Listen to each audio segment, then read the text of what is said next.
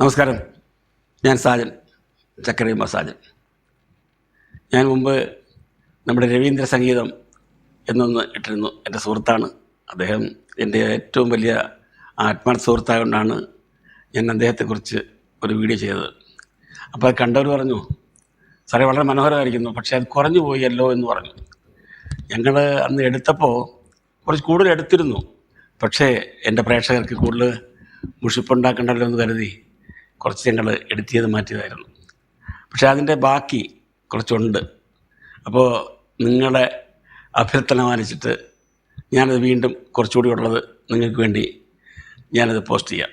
കാരണം നമ്മൾ ഇഷ്ടപ്പെട്ട ആൾക്കാർ സംസാരിക്കുമ്പോൾ നമ്മൾ വാദോരാതെ കുറേയധികം പറയും. അങ്ങനെ ഞാൻ പറഞ്ഞപ്പോൾ സാധാരണ ഈ വീഡിയോ ചാനൽ കാണുമ്പോൾ കൂടുതൽ നേരം കാണുമ്പം ഒരു മുഷിപ്പല്ലേ. അവിടെ കഴിവത് ഈ 10 മിനിറ്റ് മാക്സിമം 15 അതിനുള്ളിൽ കുറയ്ക്കാനാണ് ഇനിയും ശ്രമിക്കുന്നത്. അങ്ങനെ ചെയ്യുള്ളൂ. കാരണം ചിലപ്പോൾ വാചാലമായിട്ടങ്ങ് ഒരുപാട് പറഞ്ഞു പോകും. അങ്ങനെ സംഭവിച്ചു പോയതുകൊണ്ടാണ്.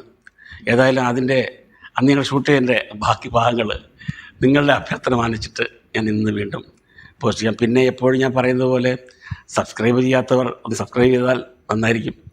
പിന്നെ ലൈക്ക് ചെയ്യാത്തവർ ലൈക്ക് ചെയ്യുക. ഇതൊക്കെ ചെയ്യുന്നത് എനിക്കൊരു പ്രചോദനമാണ്. എനിക്കെന്നല്ല എല്ലാ യൂട്യൂബേഴ്സിനും ആഗ്രഹമാണ്. പലരത് പറയും. നമ്മൾ വീണ്ടും പറയുമ്പോൾ നമുക്കും ഒരു വിഷമമുണ്ട്, എപ്പോഴും ഇയാളെന്താ ഇത് പറയുന്നതെന്ന്.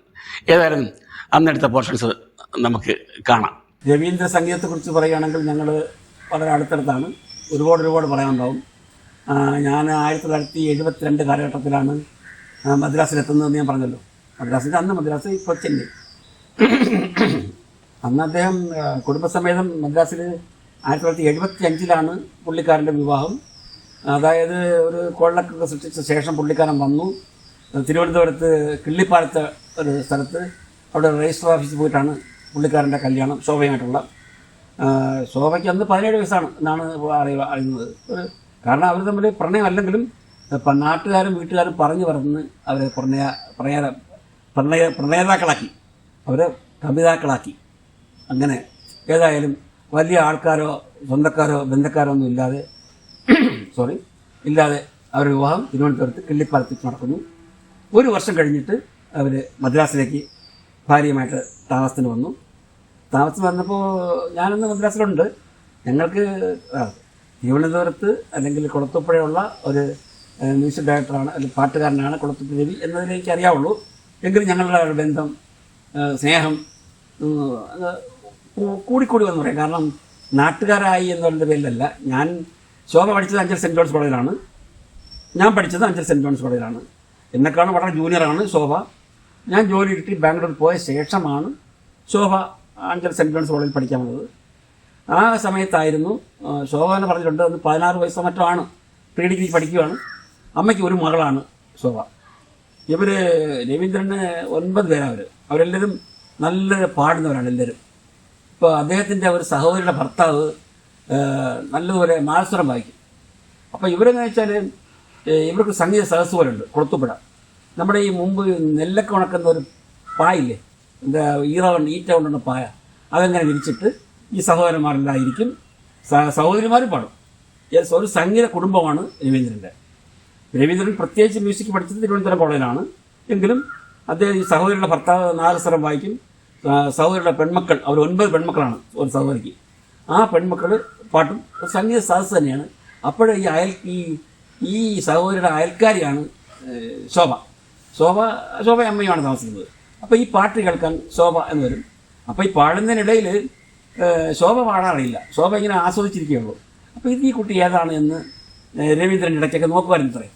പ്രത്യേകിച്ചൊന്നുമില്ല, പാടാത്തൊരു കുട്ടി വന്നിരിക്കുന്നു, അത്രയേ ഉള്ളൂ. അല്ലാതെ അതൊരു പ്രണയമോ ഒന്നുമല്ല, പിൽക്കാലത്ത് ഒരു ഭാര്യയാവുകയാണെന്നോ ഒന്നും പുള്ളിക്ക് തോന്നലുണ്ടായില്ല. ഏതായാലും ഈ സംഗീത ആസ്വാദനം വളർന്നു വരുമ്പോൾ ഈ പ്രസന്ന ഇടയ്ക്കിടയ്ക്ക് ഒരു കുസൃതി ചോദിക്കും, മാമനുമായിട്ടുള്ള അടുപ്പമ്പലം ഉണ്ടോ എന്ന് ചോദിക്കുന്നു. ഓടി, അങ്ങനെ എന്തോ അടുപ്പം, ഞാൻ പാട്ട് കേൾക്കാൻ വരുന്നു, മാമൻ ഇടയ്ക്കൊക്കെ എന്തിനു നോക്കുന്നു പറഞ്ഞു. ആര് നോക്കുന്നു? ഞാനങ്ങനൊന്നും നോക്കുന്നില്ല, എനിക്ക് പഠിക്കണം, എനിക്ക് എന്തെങ്കിലും ജോലി കിട്ടണം, അതേ ഉള്ളൂ, അല്ലാതെ അങ്ങനെയൊന്നുമില്ല. പിന്നെ കാര്യം അങ്ങനെ വല്ലതും ഉണ്ടെങ്കിൽ മനസ്സിൽ വെച്ചേ. കാരണം ഈ മാമനൊക്കെ തിരുവനന്തപുരത്തും മദ്രാസിലൊക്കെ ഉള്ള ആളാണ്, പട്ടണക്കാരാണ്. പട്ടണത്തിലുള്ള ആൾക്കാർ പെട്ടെന്ന് വല്ല പെൺപിള്ളേർക്ക് വാക്ക് കൊടുത്തിട്ട് പിന്നെ വന്നില്ലെങ്കിലേ കരയേണ്ടി വരും. അതുകൊണ്ട് അപ്പോൾ ശോഭ പറയും, അങ്ങനെ ഒന്നുമില്ല, നീ പേടിക്കണ്ട, നീ ആരോടൊന്നും പറയണ്ട. ഏതായാലും ഇത് ഇങ്ങനെ പറഞ്ഞ് ചെറിയ ചെവിയെല്ലാം അങ്ങോട്ട് ഇടയ്ക്കായി പ്രശ്നമായപ്പോൾ എന്തോ ഒരു രവിക്ക് ഈ കുട്ടിയെ കാണണം. അങ്ങനെ കുട്ടിയെ കാണാനായിട്ട് നോക്കുമ്പോൾ അപ്പോൾ ഇങ്ങനെ ശോഭയെ ശ്രദ്ധിച്ചു തുടങ്ങി എന്നറിഞ്ഞപ്പം ശോഭന പറയുന്നതാണ്, ഞാൻ ഒന്ന് മെല്ലെ ഉൾവലിഞ്ഞു പിൻവലിഞ്ഞു. കാരണം ഒരാൾ പ്രത്യേകിച്ച് ഒരാളെ നോക്കുമ്പോൾ അതുവരെ ഇല്ലാത്ത അങ്ങനെ നോക്കിയിട്ടൊന്നുമില്ലല്ലോ, ഇന്നെ തന്നെ ശ്രദ്ധിക്കുന്നുണ്ടല്ലോ എന്ന് പറയുമ്പോൾ പുള്ളിക്കാരത്തി മെല്ലെ പിൻവാങ്ങി. സിനിമയിൽ നമ്മൾ അങ്ങനെയല്ലേ, എന്തെങ്കിലും പ്രണയത്തിൻ്റെ ലാഞ്ചന നമ്മളിങ്ങനെ തുടങ്ങുന്നത്. പക്ഷേ അത് പ്രണയമാണെന്ന് രവിയും പറഞ്ഞിട്ടില്ല, ഇന്ന് വരെ ശോഭയും പറഞ്ഞിട്ടില്ല കേട്ടോ, ഇത്രയും വയസ്സായിട്ടും. ഏതായാലും ഇടയ്ക്ക് ഒരു ദിവസം ഈ കുട്ടിയെ കാണണം എന്ന് കരുതി തന്നെ പുള്ളിക്കാരൻ ഈ സഹോദരൻ വീട്ടിൽ പോകുന്നു. അപ്പോൾ അവിടെ ചെല്ലുമ്പോഴത്തേക്ക് ഇങ്ങനെ ഇദ്ദേഹം സഹോദരൻ വീട്ടിൽ വന്നത് ശോഭ അറിഞ്ഞു.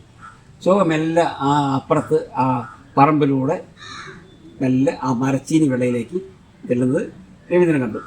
അപ്പോൾ രവീന്ദ്രൻ നല്ല മനോഹരമായിട്ട് ഒരു പാട്ട് പാടി എന്നാണ് പിൽക്കാലത്ത് ശോഭ പറയുന്നത്. ആ പാട്ട് ഇങ്ങനെയാണ്: ലജ്ജാവതി ഒരു പെൺകുടി തങ്കത്തേരിൽ ഇന്നലെ വന്നു നീ, സ്വപ്നസുന്ദരി സ്വർഗനന്ദിനി നിദ്രയിൽ ഇന്നലെ വന്നു നീ. പോരെ, ഈ പാട്ട് ശോഭയ്ക്ക് മനസ്സിലായി, ശോഭയ്ക്ക് വേണ്ടി മാത്രം പാടിയതാണെന്ന് മനസ്സിലായി. അങ്ങനെയാണ് അവരുടെ പ്രണയം പൂവിട്ടത്, തളിരിട്ടത്, അങ്ങനെയാവുന്നതും അത് വിവാഹത്തിലേക്ക് എത്തിപ്പെടുന്നത്. രവി ഇതെല്ലാം കഴിഞ്ഞ ശേഷം ശോഭയെ വീട്ടിൽ നിന്ന് പഠിക്കാൻ വിട്ടില്ല. അപ്പം രവി ഏതായാലും തീർച്ചയായിട്ടും രവീന്ദ്രൻ വാക്ക് കൊടുത്തിട്ടുണ്ട്, എന്നാലും നീ എനിക്ക് വേണ്ടി കാത്തിരിക്കണം, നിന്നെയും പോകാൻ കഴിയുള്ളൂ. നമ്മുടെ രവീന്ദ്രൻ്റെ വിവാഹം നടക്കുന്നത് 1974 ഏപ്രിൽ 10 എന്നാണ് പുള്ളി പറഞ്ഞിട്ടുള്ളത്. അത് കിള്ളിപ്പാലത്തുള്ള ഒരു രജിസ്ട്രേഷൻ ഓഫീസിൽ വെച്ചായിരുന്നു. സ്വന്തക്കാരും ബന്ധക്കാരൊന്നും ഇല്ലായിരുന്നു. അങ്ങനെയായിരുന്നു വിവാഹം. 75 ശോഭയെ മദ്രാസിൽ കൊണ്ടുവന്നു. അങ്ങനെയാണ് അവർ ജീവിതം ആരംഭിക്കുന്നത്. ആരംഭത്തിലൊക്കെ വളരെ ബുദ്ധിമുട്ടി തന്നെയായിരുന്നു. അങ്ങനെ പെട്ടെന്ന് നമുക്കൊക്കെ അങ്ങനെയായിരുന്നു ആദ്യം, എല്ലാവരും അങ്ങനെയൊക്കെ തന്നെയാണ്. ഇപ്പം എല്ലാവരെ കുറിച്ച് ഞാൻ പറയുന്നില്ല. ഞാനൊക്കെ ആദ്യം സിനിമയിൽ വന്നപ്പോൾ ഒരുപാട് ബുദ്ധിമുട്ടിക്കാണ്, വല്ലപ്പോഴൊക്കെ അല്ലേ എന്തെങ്കിലുമൊക്കെ വർക്ക് കിട്ടുള്ളൂ. സംവിധാന സഹായിയാണെങ്കിലും എപ്പോഴും ഒന്നും വർക്ക് കിട്ടണമെന്നില്ലല്ലോ. സംവിധായകൻ തിരക്കുള്ള ആളാകുമ്പോഴാണ് സഹസംവിധായകർക്ക് വർക്കുള്ളത്. പിന്നെ ഷൂട്ടിങ്ങായി, എഡിറ്റിങ്ങായി, ഡബ്ബിങ്ങായി അങ്ങനെ പോകും. പിന്നീടുള്ള സംഭവങ്ങളൊക്കെ ഈ വരുമാനം കൊണ്ടല്ലേ ജീവിക്കുന്നത്. അതുപോലെ സംഗീത സംവിധായകനും അല്ലെങ്കിൽ വല്ലപ്പോഴും കോറസൊക്കെ പാടുന്നവർക്കും ജീവിതമൊക്കെ വളരെ ബുദ്ധിമുട്ടായിരിക്കും. അന്നൊന്നും രവീന്ദ്രനൊരു മുഴുനീള ബാക്ക്ഗ്രൗണ്ട് സിംഗർ ആയിരുന്നില്ലല്ലോ. ചില മ്യൂസിക് ഡയറക്ടേഴ്സ് വിളിക്കും, ചിലപ്പോൾ കോറസ് പാടാൻ പോകും. സോളോ ആയിട്ടൊന്നും അന്ന് പാട്ട് കിട്ടിയിരുന്നില്ല. ദേവരായ മാഷിലൊക്കെ പുള്ളിക്കാരൻ പല പ്രാവശ്യം കണ്ടിട്ടുണ്ട്. പക്ഷേ മാഷ് ഏതാണ്ട് രവീന്ദ്രനെ പറയുന്നത് കേട്ടിട്ടുണ്ട്. ഒരു പാട്ട് ഒരിക്കൽ അത് രവീന്ദ്രൻ നല്ല സരസമായിട്ട് പറയും, നേരത്തെ പറയേണ്ടിയിരുന്ന വിട്ടുപോയതാണ്. അങ്ങനെ രവീന്ദ്രനൊരു പാട്ട് കിട്ടാൻ ചാൻസ് വന്നു. അപ്പോൾ മ്യൂസിക്കിന് സാധാരണ അസിസ്റ്റൻസിന് ഒരു പാട്ടുണ്ടെങ്കിൽ അതിലാരൊക്കെ ഓർക്കസ്ട്ര ചെയ്യണം, ആര് പാടണം എന്നൊക്കെ നേരെ തീരുമാനിച്ചിട്ട് ഒരു പാട്ടിന് മ്യൂസിക് ഉണ്ടല്ലോ, ബാക്ക്ഗ്രൗണ്ട് മ്യൂസിക്. ആദ്യം പാട്ടിന് മുമ്പേ BGM എന്ന് പറയും, ബാക്ക്ഗ്രൗണ്ട് മ്യൂസിക്. പിന്നെ ഇടയിൽ പാട്ടിന് ശേഷം BGM. നല്ല ഓർക്കസ്ട്ര, എത്ര ഓർക്കസ്ട്ര വേണം, എല്ലാ ഇൻസ്ട്രുമെൻസും ഉണ്ടല്ലോ, guitar, base guitar, flute, mridangam, tabla, പിന്നെ വയലിൻ, എത്ര വയലിൻ വേണം ഉള്ള ഒരു പാട്ടിനനുസരിച്ചാണല്ലോ ഇവർ ഇൻസ്ട്രുമെൻറ്റ്സ്. ഈ ഇൻസ്ട്രുമെൻറ്റ്സ് എല്ലാം സംഗീത സംവിധായകൻ മനസ്സിൽ കരുതിയിട്ട് ഇതിന് ബാക്ക്ഗ്രൗണ്ട് എന്തെല്ലാം വേണമെന്ന് വെച്ചിട്ട് അസിസ്റ്റൻസിനെ പറഞ്ഞു കേൾപ്പിക്കും. അസിസ്റ്റൻസ് ലിസ്റ്റ് തയ്യാറാക്കിയിട്ട് ഇതിന് ഇൻഫോർമറുണ്ട്. ഈ മ്യൂസിക് ആൾക്കാർ എവിടെയൊക്കെ താമസിക്കുന്നുള്ളത് മദ്രാസിൽ പല ഭാഗങ്ങളിലായിരിക്കും താമസിക്കുന്നത്.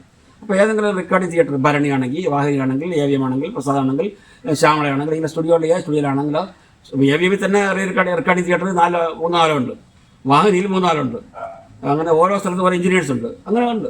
അപ്പം ഭരണിയാണ് ഏറ്റവും മലയാളികൾ കൂടുതലെടുക്കുന്നത്, പ്രിഫർ ചെയ്യുന്ന ഭരണിയാണ്. കാരണം ഭരണി ആകുമ്പോഴത്തേക്ക് മിക്കവാറും കണ്ണൻ സാറാണ് അവിടുത്തെ എഞ്ചിനീയർ. അവിടെ മലയാളത്തിൽ പ്രീഫറൻസ് കൊടുക്കാൻ കാരണം അവിടെ കുറച്ച് ചാർജ് കുറവുണ്ട്. പിന്നെ ഉള്ളത് വാസു സ്റ്റുഡിയോ ആണ്, വാസു മേനോൻ, അദ്ദേഹം മലയാളമായിട്ട് പ്രിഫറൻസ് കൊടുക്കുന്ന സ്റ്റുഡിയോ ആണ്. അവിടെയാണ് കൂടുതലും ഈ മലയാള പാട്ടുകൾ നടക്കുന്നത്. പിന്നീട് അത് 70mm പ്രസാദ്, വലിയ സ്റ്റുഡിയോ ആണ്, വലിയ ഫീസുമാണ്, എല്ലാം ചക്കരയമ്മൊക്കെ ചെയ്ത് അവിടെയാണ് പിൽക്കാലത്ത്. ആദ്യകാലത്ത് ഇങ്ങനെയൊക്കെയായിരുന്നു. അപ്പോൾ അങ്ങനെയൊക്കെ ഈ പാട്ട് പാടുന്നതിൽ ആരൊക്കെയാണ് എന്നുള്ളത് ലിസ്റ്റും കൊടുക്കും. ലിസ്റ്റും കൊടുക്കുന്ന കൂട്ടത്തിൽ ദേവരായ മാഷ് പറഞ്ഞു, ഒരു കൊളത്തുപ്പുഴക്കാരൻ പയ്യ ഒരു പാട്ട് പാടാൻ വന്നിട്ടുണ്ടല്ലോ, ഈ പാട്ട് അയാളെ അറിയിക്കാമോ? അപ്പോൾ രവീന്ദ്രനാണെങ്കിലും ഭയങ്കര സന്തോഷം. ദേവരായ മാഷ് എന്നൊരു വിളി വരിക എന്ന് പറഞ്ഞാലേ ദക്ഷിണാമൂർത്തി സ്വാമി, ദേവരായ മാഷ്, പിന്നെ ബാബുരാജ്, പിന്നെ അർജുന മാഷ്, പിന്നെ ആൾക്കാലത്തുള്ളത് എന്തോ എന്തിന് ഞാൻ ഏതെങ്കിലും പേര് പറഞ്ഞാൽ എൻ്റെ പാട്ട് കൂടുതൽ ശ്യാംജിയും ഒക്കെയാണ്. ആ കാലത്ത് പ്രശസ്തരായി നിൽക്കുന്ന ഈ 4 പേരാണ്: ദക്ഷിണാമൂർത്തി സ്വാമി, ദേവരായ മാഷ്, അർജുന മാഷ്, ബാബുരാജ് സാറ്. ഇത്രയാണ് നമ്മൾ അറിയപ്പെടുന്ന അന്നത്തെ ഏറ്റവും വലിയ മ്യൂസിക്. പിൽക്കാലത്ത് നമ്മുടെ കണ്ണൂർ രാജനൊക്കെ വന്നിട്ടുണ്ട്, പൂതേരി രഘുനാഥ് എന്ന് പറയുന്ന അദ്ദേഹം ചിത്രത്തിലൊക്കെ ചെയ്ത. പിൽക്കാലത്ത് ഒരുപാട് മ്യൂസിക് ഡയറക്ടേഴ്സ് എല്ലാം നല്ല നല്ല ഹിറ്റ് പാട്ടുകളൊക്കെ തന്നെ. ഞാൻ ഓരോരുത്തരുടെ പേരും എടുത്തു പറഞ്ഞാൽ കൂടിപ്പോവും. ഏതായാലും ഈ പ്രബലം പറയാൻ കാരണം ദേവരായ മാസ്റ്ററിൽ നിന്ന് ഒരു വിളി വന്നിരിക്കുന്നു. ഒരു പാട്ടുകാരനെ സംബന്ധിച്ചോളം ഇനി സ്വർഗ തുല്യമാണ്. ദേവരായ മാസ്റ്ററിൽ നിന്ന് പാട്ട് കിട്ടിയാൽ പിന്നെ അയാൾ രക്ഷപ്പെട്ടു. അങ്ങനെ പോകുന്നു. റെക്കോർഡിംഗ് തിയേറ്ററിൽ പുള്ളിക്കാരൻ പാടുന്നു.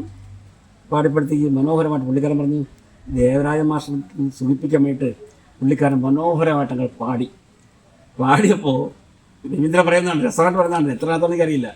ഇപ്പോൾ ഈ എഞ്ചിനീയേഴ്സ് ഇരിക്കുന്ന ഒരു കൺസോൾ പാട്ട് പാടുന്ന റൂം വേറെയാണ്.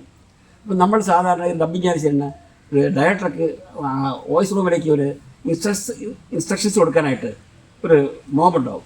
ഈ മോബ് ബെല്ലെ തിരിച്ചിട്ട് ദേവരായ മാസ്റ്റർ പറഞ്ഞു, അത്രയും രവി അത്ര സൂചിപ്പിക്കണ്ട കേട്ടോ, ഇത് കുരങ്ങൻ്റെ പാട്ടാ കേട്ടോ. ഇത് രവീന്ദ്രൻ തന്നെ പറഞ്ഞാണ്, എനിക്കറിയാവുന്ന, ഞാൻ കണ്ടിട്ടില്ല. ഇപ്പോൾ കളിയാക്കുന്ന രീതിയിൽ പറഞ്ഞു. അപ്പോൾ രവീന്ദ്രൻ പറയാണ്, എടാ സാജ, എൻ്റെ നാടികളും തകർന്നു എന്ന് പറയുന്നത് കേട്ട്. അയ്യോ, ദേവരായ മാഷ് പറയാ, രവി ഇത്ര സൂചിപ്പിക്കേണ്ട, ഇത് കുരങ്ങൻ്റെ പാട്ടാണെന്ന്. ഏതായാലും പാടി. അതിന് എൻ്റെ മനസ്സിൽ ഇടിഞ്ഞു പോയി എന്നൊക്കെ പറയുന്നത് പോലെ. എങ്കിലും ദേവരായ മാഷോട് പാട്ട് പാടാൻ സാധിച്ചല്ലോ എന്ന് പറയുന്നു. ഇനിയൊരു സംഭവം, അദ്ദേഹം ചൂടയിൽ മ്യൂസിക് ഡയറക്ടറായി. മ്യൂസിക് ഡയറക്ടറായി നമ്മുടെ ദാസേട്ടൻ്റെ ഫുൾ റെക്കമെൻഡേഷനാണ്. ഞാൻ നേരത്തെ പറഞ്ഞു, അതിലെന്തെങ്കിലും അപാകത പറ്റിയാൽ ഫുൾ പേയ്മെൻറ്റ് ദാസേട്ടൻ സംബന്ധിച്ചിരിക്കും. ഒരു മടിയില്ലാതെ ദാസേട്ടൻ പറഞ്ഞു, ഈ രവീന്ദ്രന് തന്നെ മ്യൂസിക് ഡയറക്ടറാണ്. ശശികുമാർ സാർ പറഞ്ഞു, ഓക്കെ. 2 പുതിയ എഴുത്തുകാർ, ഒന്ന് സത്യനന്ദിക്കാട്, പിന്നെ പോച്ചർക്കാർ നേരത്തെ എഴുതിയിട്ടുണ്ട്, 4 പാട്ടുണ്ട്. ഇതെല്ലാം സൂപ്പർ സോങ്ങാണ്, നിങ്ങൾ കേട്ട് കാണും. ഇവരുടെ അടുത്ത പടത്തിനും തന്നെ മ്യൂസിക് ഡയറക്ടർ. അങ്ങനെ ഏതായാലും രവീന്ദ്രൻ ഫേമസ് ആയല്ലോ. അപ്പോൾ ഈ പാട്ട് ആദ്യമായിട്ട് പുള്ളിക്കാരന് കിട്ടുന്നു. അപ്പോൾ തരങ്കിണിയിലാണ് ഇതിൻ്റെ റെക്കോർഡിങ്. തരങ്കിണി എന്ന് പറയുന്നത് തിരുവനന്തപുരം തരങ്കിണിയല്ല, മദ്രാസിലെ അരുണാചല സ്റ്റുഡിയോയിൽ ഫ്രണ്ടിൽ ഒരു റെക്കോർഡിംഗ് തിയേറ്ററുണ്ട്. അത് നമ്മുടെ ദാസേട്ടൻ ലീസിനെടുത്തിട്ടുണ്ട്, വർഷങ്ങളോളം ലീസിനെടുത്തിട്ടുണ്ട്. പുതിയ ഉപകരണങ്ങൾ, എക്യുപ്മെൻറ്റ്സ് പുള്ളിക്കാരൻ വിദേശത്ത് നിന്ന് കൊണ്ടുവന്നിട്ട് പുള്ളിക്കാരൻ ഫിറ്റ് ചെയ്തിരിക്കുകയാണ്. നല്ല എഞ്ചിനീയർ, നല്ല സൗണ്ട് ക്ലാരിറ്റി എന്ന് വെച്ചാൽ മറ്റ് സ്റ്റുഡിയോകളിലെ വലിയ ക്ലാരിറ്റിയാണ്. പിന്നെ മലയാളികൾക്കാണ് പ്രിഫറൻസ്, അതാണ് പുള്ളിക്കാരൻ്റെ ഏറ്റവും ദാസേട്ടൻ്റെ ആഗ്രഹം. അപ്പോൾ കാൾ ഷീറ്റ് നോക്കുന്നത് ഒരു കുഞ്ഞുണ്ണി എന്നൊരാളുണ്ട്, ദാസേട്ടൻ്റെ പ്രൈവറ്റ് സെക്രട്ടറിയാണ്. ആരാണ് എന്നുള്ളത്, ദാസേട്ടൻ എവിടെയാണ് എപ്പോഴാണ് ദാസേട്ടൻ വരേണ്ടതെന്ന് തീരുമാനിക്കുന്നത് കുഞ്ഞുണ്ണിയാണ്. കുഞ്ഞുണ്ണി മുമ്പ് ഒരു വയലിനിസ്റ്റാണ്. അദ്ദേഹം ഇതിൻ്റെ കാര്യം നോക്കും, നല്ലൊരു സൗമ്യനാണ്. അങ്ങനെ പുള്ളിക്കാരൻ എന്ത് ചെയ്തു, ഏതായാലും ഈ പൂജയ്ക്ക് അദ്ദേഹം കുറേ ആൾക്കാരെ ക്ഷണിച്ചു. നമ്മുടെ സിനിമയ്ക്ക് ആദ്യം പൂജ ഉണ്ടല്ലോ, അതിന് മുസൽമാനായാലും ക്രിസ്ത്യാനിയായാലും ഹിന്ദു ആയാലും നല്ലൊരു പൂജ ഉണ്ടാവും. മിക്കവാറും റെക്കോർഡിങ്ങിനായിരിക്കും. അത് എല്ലാ ദൈവങ്ങളും, സരസ്വതിയും ലക്ഷ്മിയും വേളാങ്കണ്ണി പള്ളിയും പിന്നെ ഏതെങ്കിലും മുസ്ലിം നാഗൂർ പള്ളി ഏതെങ്കിലും വെച്ചിട്ട് ഒരു പൂജ, അവിടുത്തെ ഒരു ബ്രാഹ്മണനാണ്, തമിഴിലെ ബ്രാഹ്മണനാണ് പൂജാതി കർമ്മങ്ങൾ നടത്തുന്നത്. അത് എന്ത് പറയുന്നത് നമുക്കറിയില്ല. ഏതായാലും ഗണപതി ഉണ്ടാവും മുമ്പിൽ, വിഘ്നേശ്വരൻ. അങ്ങനെ പൂജയ്ക്ക് ഇദ്ദേഹം ക്ഷണിച്ച ആരും വരുന്നില്ല അത്രേ. അങ്ങനെ ഇരിക്കുമ്പോൾ ഒരു കാറ് വന്ന് നിൽക്കുന്നു. രവീന്ദ്രൻ നോക്കിയപ്പം ദേവരായ മാസ്റ്ററാണുള്ളത്. പുള്ളിക്കാരൻ സ്വപ്നേബി വിചാരിച്ചില്ല ദേവരായ മാസ്റ്റർ വന്നു. ആരും വന്നില്ല. ഇയാൾ രവീന്ദ്രൻ പറയുകയാണ്, എൻ്റെ സാജ ഞാൻ നടുങ്ങിപ്പോയി, ഞാൻ ഓടിച്ചെന്നു, മാഷ കൈപിടിച്ചു വന്നു. രവി റെഡി ആയോ? അല്ല, ആവുന്നു മാഷേ, ശരി എന്ന് പറഞ്ഞ് രവീന്ദ്രൻ മാഷിൻ്റെ ക്ഷണിച്ചിട്ടുള്ള ആരും വന്നില്ലെങ്കിലും ദേവരായ മാഷ് വന്നു എന്നുള്ളതാണ് ആ മഹത്വം പുള്ളിക്കാരൻ എപ്പോഴും പറയും. ദേവരായ മാസ്റ്റർ മനസ്സ് എങ്ങനെയാണെന്നുള്ളത്. എന്നിട്ട് അടുത്ത തമാശ, അങ്ങനെ ആരാ പാടുന്നത് എന്ന് ചോദിച്ചു. അപ്പം പറഞ്ഞു, ദാസേട്ടനാണ്. ആണോ, യേശുദാസ് ആണോ പാടുന്നത്? താൻ ഒരു പാട്ടുകാരനല്ലേ, തനിക്കങ്ങ് പാടിക്കൂടെ എന്ന് ചോദിച്ചത്. അപ്പം രവീന്ദ്രൻ പറയാം, അല്ല പക്ഷേ ദാസേട്ടൻ പാടിയാലല്ലേ. ആഹാ, അങ്ങനെയാണോ? അതാ ഞാൻ തനിക്ക് പാട്ട് തരാഞ്ഞ കേട്ടോ എന്ന് രവീന്ദ്രൻ നമ്മുടെ ദേവരായ മാഷ ശബ്ദത്തിൽ ദേവരായ മാഷ ശബ്ദം എന്ന് പറയുന്നത് അല്പം ഒരു ഇങ്ങനൊരു താഴെയുള്ള ശബ്ദമാണ്. പുള്ളി ഉറക്കെ സംസാരിക്കില്ല. അതേപോലെ പുള്ളി അനുകരിച്ച് പറഞ്ഞിട്ട് പൊട്ടിച്ചിരിക്കും, നമ്മൾ ചിരിക്കും. അപ്പോൾ പുള്ളിക്കാരൻ്റെ പറയുന്നത് ആ ഗുരുഭക്തി. ദേവരായ മാഷത്ത് പുള്ളി പറഞ്ഞാൽ എൻ്റെ സാജ എനിക്ക് എൻ്റെ ജീവിതകാലം മുഴുവൻ അദ്ദേഹത്തിനെ എത്രത്തോളം പുകഴ്ത്തിയാലും എത്രത്തോളം പ്രശംസിച്ചാലും എനിക്ക് മതിയാവില്ല. അത്രയും വലിയ മനസ്സല്ലേ ദേവരായ മാഷ്. ദേവരായ മാഷ് അങ്ങനെ ആരും പ്രകടിപ്പിക്കുകയൊന്നുമില്ല. അദ്ദേഹത്തിന് അറിയാം അദ്ദേഹത്തിൻ്റെ പാട്ട് ആര് പാടണം. അതെല്ലാം മ്യൂസിക് ഡയറക്ടേഴ്സ് തീരുമാനിക്കും. ഇന്ന ആൾ ഇന്ന പാടും. പിന്നെ ഞങ്ങളൊക്കെ എന്താ വെച്ചാൽ ശ്യാമിജി എടുത്ത കാര്യം പറയും ഇന്ന ആൾ പാടണം. അപ്പോൾ ശ്യാമിജി ഓക്കെ. എന്താ ഇപ്പം ഇളയരാജ സാറിൻ്റെ അടുത്തൊന്നും പോയിട്ട് ഇന്നാര് പാടണമെന്ന് പറയാൻ പറ്റത്തില്ല. AR റഹ്മാൻ്റെ അടുത്ത് പറയാൻ പറ്റത്തില്ല. രവീന്ദ്രൻ്റെ അടുത്ത് നമ്മൾ ആദ്യം പറയും ഇത് ഇന്ന ആൾക്കാർ മമ്മൂട്ടി പാടുന്ന പാട്ടാണ് എന്ന് പറഞ്ഞ് രവീന്ദ്രൻ എന്ന് പറയില്ല. രവീന്ദ്രൻ ഒരു മ്യൂസിക് ഇട്ട് കഴിഞ്ഞാൽ നമുക്ക് ഒരു പാട്ട് തന്നെ ഓക്കെ ആവും. ഇപ്പോൾ എൻ്റെ തന്നെ ഞാൻ പറഞ്ഞു തമ്മിൽ ഷൂട്ടിങ്ങിൽ എല്ലാ പാട്ടും ഹിറ്റാണ്. ഈ രണ്ടാമത് കേൾക്കേണ്ടതൊന്നുമില്ല. ഞാൻ സിറ്റുവേഷൻ പറഞ്ഞു രവിക്ക് നിർബന്ധമുണ്ട് സിനിമയുടെ മുഴുവൻ കഥയും പറയണം. ആ പാട്ടിൻ്റെ സിറ്റുവേഷൻ മാത്രം പറഞ്ഞാൽ പോരാ, മുഴുവൻ കഥയും പറഞ്ഞാൽ മാത്രമേ പുള്ളി പാട്ടു. അത് കറക്റ്റ് പുള്ളി പറയുന്നത് വെച്ചാൽ ഞാൻ മുഴുവൻ കഥ കേട്ടെങ്കിലേ എനിക്ക് BGM ഏത് രീതിയിൽ ഇടാൻ പറ്റുള്ളൂ. അപ്പോൾ നീ ഏതാ രീതിയിലാണ് എടുക്കാൻ പറ്റുമ്പോൾ ചിലപ്പോൾ ഞാൻ പറയും ഇയാളൊരു മ്യൂസിക്കം ഇട്, ഇയാളെടുത്ത മ്യൂസിക്കം ഞാൻ ഷോട്ട് എടുത്തോളൂ എന്ന് പറയും. അപ്പോൾ എനിക്ക് അത്ര കോൺഫിഡൻ്റ് ആണ്. ചില പാട്ട് അങ്ങനെയാണ്. അതായത് ഇപ്പോൾ നമ്മൾ തമ്മിൽ പാട്ട് കഥ ആരായിരുന്നില്ല ആദ്യം റഹ്മാനും ശോഭയും എല്ലാം കൂടെ പോകുന്ന ഒരു പിക്നിക്കിൽ പോകുന്ന രീതിയിലാണ് ഒരു പാട്ട് നമ്മൾ ആദ്യം കമ്പോസ് ചെയ്തത്. ആ പാട്ടാണ് പിന്നീട് ഫേമസ് ആയിട്ട് ഞങ്ങൾ തമ്മിലേക്ക് കൊണ്ടുവന്നത്. ഞാൻ അദ്ദേഹത്തിൻ്റെ മ്യൂസിക് അനുസരിച്ചാണ് ഞാൻ ഷോട്ട് എടുത്തത്. അതുപോലെ ഹൃദയം ഒരു വീണയായി എന്നൊരു പാട്ട് വീട്ടിനകത്തുള്ളത് 2 രീതിയിൽ പുള്ളിക്കാരൻ പാടിയിട്ടുണ്ട്. അത് രണ്ടും ഞാൻ രവീന്ദ്രൻ്റെ പാട്ടിൻ്റെ മ്യൂസിക്കിനനുസരിച്ച് ഞാൻ ഷോട്ട് എടുക്കുന്നതാണ്. ഏതായാലും ഇനിയിപ്പോൾ അധികം ഒന്നും പറയുന്നില്ല. രവിയെക്കുറിച്ച് എനിക്ക് പറഞ്ഞാൽ തീരില്ല. അങ്ങനെ സൗഹൃദം വളരെ അപാര സൗഹൃദമാണ്. പിന്നെ ഒന്ന് ഞാൻ ഓർപ്പിക്കുന്നു, എനിക്ക് സബ്സ്ക്രൈബ് ചെയ്യാത്തവർ തീർച്ചയായിട്ടും സബ്സ്ക്രൈബ് ചെയ്യണം. കുറേ പേർ ചെയ്യുന്നുണ്ട്. എനിക്ക് നിങ്ങളുടെ ആവശ്യം പോലെ എനിക്ക് പ്രചോദനം തരുന്നുണ്ട്, ലൈക്ക് തരുന്നുണ്ട്. ഇപ്പോഴും ലൈക്ക് ചെയ്യാത്തവർ ലൈക്ക് ചെയ്യണം. മാത്രമല്ല ആ ബെൽ ബട്ടണിലൊന്ന് പ്രസ് ചെയ്യണം. പ്രസ് ചെയ്യുമ്പോഴത്തേക്ക് ഒരു വൈറ്റ് ബെൽ കാണും, അതിൽ ആൾ കാണും. അപ്പോൾ എൻ്റെ കംപ്ലീറ്റ് ഞാൻ എൻ്റെ ഈ ഇൻ്റർവ്യൂ കംപ്ലീറ്റ് നിങ്ങൾക്ക് നോട്ടിഫിക്കേഷനായിട്ട് കിട്ടും. ഞാൻ പ്രത്യേകിച്ച് നിങ്ങൾക്ക് അയക്കാതെ തന്നെ നിങ്ങൾക്ക് നോട്ടിഫിക്കേഷനായിട്ട് കിട്ടും. നിങ്ങൾക്ക് കാണാം. തീർച്ചയായിട്ടും നിങ്ങളുടെ പ്രചോദനമാണ് എനിക്ക് വീണ്ടും ആവേശം എന്ന് പറഞ്ഞാൽ സന്തോഷം തരുന്നത്. ഇനി കൂടുതൽ പറയാനൊന്നുമില്ല. നന്ദി, നമസ്കാരം.